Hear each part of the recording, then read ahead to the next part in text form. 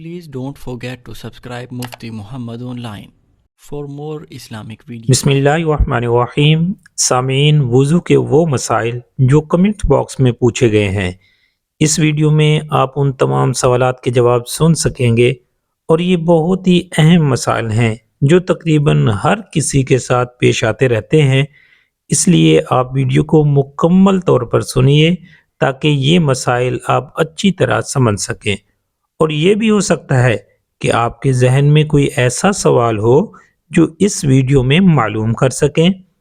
پہلا سوال کہ کیا سگریٹ پینے سے وضو ٹوٹ جاتا ہے؟ شرعی حکم کیا ہے؟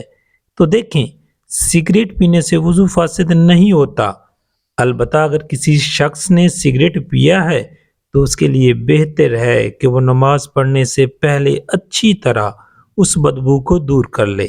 نماز پڑھنے سے پہلے کلی کر لے، یا ہو سکے تو مسواک کر لے تاکہ اس کے منہ سے سگریٹ کی بدبو باقی نہ رہے.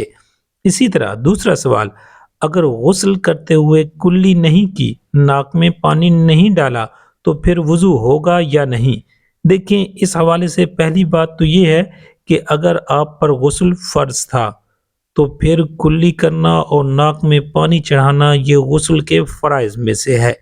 اگر غسل کے دوران آپ کلی نہیں کرتے، ناک میں پانی نہیں چڑھاتے، تو اس صورت میں سرے سے آپ کا غسل ہی نہیں ہوگا.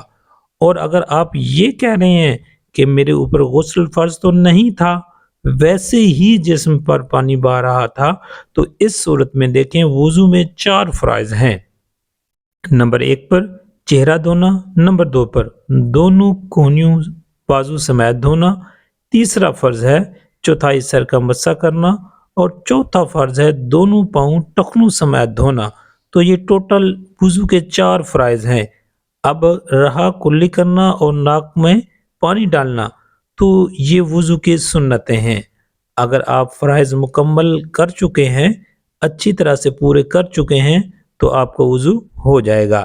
اسی طرح اگلا سوال ہے کہ اگر کوئی آدمی نہا رہا ہے اور جسم پر صابن لگاتا ہے اور اس کا ہاتھ شرمگاہ کو لگ جاتا ہے، تو کیا ایسے اس کا وضو رہے گا یا ٹوٹ جائے گا؟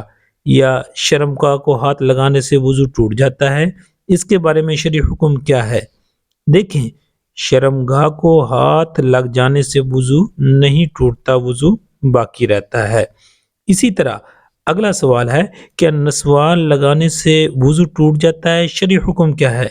دیکھیں، نسوار لگانے سے بھی وضو فاسد نہیں ہوتا، مگر بہتر یہ ہے کہ نسوار لگانے کے بعد دوبارہ منہ کو اچھی طرح صاف کر لیں، منہ کی صفائی کر لیں تاکہ بدبو وغیرہ وہ ختم ہو جائے.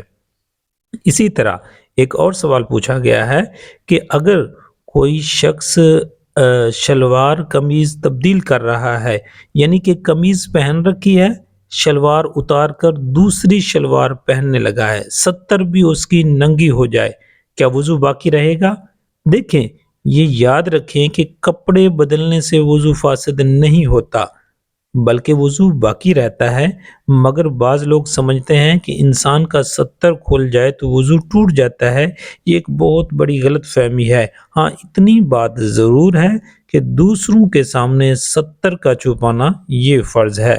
اسی طرح آخری سوال یہ ہے کہ اگر ہاتھ اور پاؤں کے ناخن کاٹنے سے وضو فاسد ہو جاتا ہے؟ دیکھیں، ناخن کاٹنے سے وضو فاسد نہیں ہوتا، وضو باقی رہتا ہے، درست رہتا ہے. امید ہے بات سمجھ آ گئی ہوگی. اللہ تعالی ہم سب کو سمجھنے کی توفیق بخشے. آمین.